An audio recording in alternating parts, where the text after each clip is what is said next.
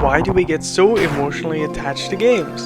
You probably know that feeling you get when you finish a random indie game made by two people in a basement with nothing but their hopes, dreams, and a whole lot of coffee. The sadness you might feel is caused by emotional attachment and the pain of saying goodbye to something you do care about. But why do some games build that attachment and others don't? First of all, it's important to notice that everyone experiences a game differently, and there's no objective way to measure how much attachment someone will feel. But you can probably instinctively sense that some games have more potential for attachment than others. So let's put a name on that. The attachment sensitivity scale. Yeah, let's not abbreviate that.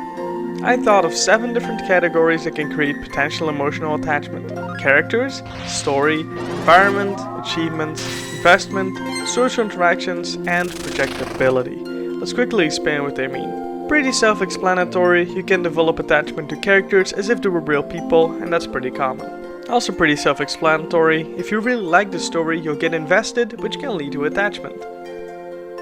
This one refers to being attached to the world of the game itself. A thought like, I wish I could live here, is a clear sign of emotional attachment. You probably recognize the thrill of finally beating that hard boss or level. Every achievement like that is a hardship you and the game go through together, which definitely strengthens your attachment.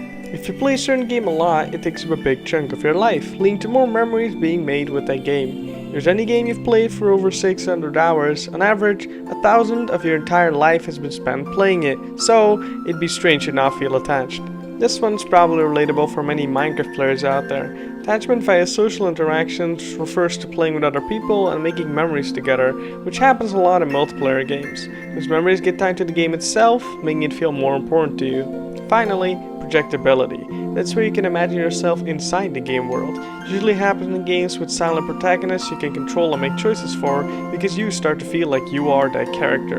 But some games go even further by breaking the fourth wall, actually talking to you as the player, which makes it feel like you really exist inside the story itself, which decreases detachment and in turn strengthens attachment.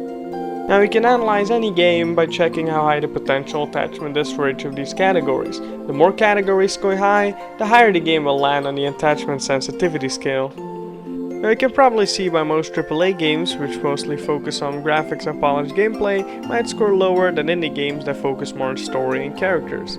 Anyway, feel free to put some of your favorite games in the comments, and maybe we can do an analysis on them and rank them on the attachment sensitivity scale in a future short. But anyway, now you can probably answer the question,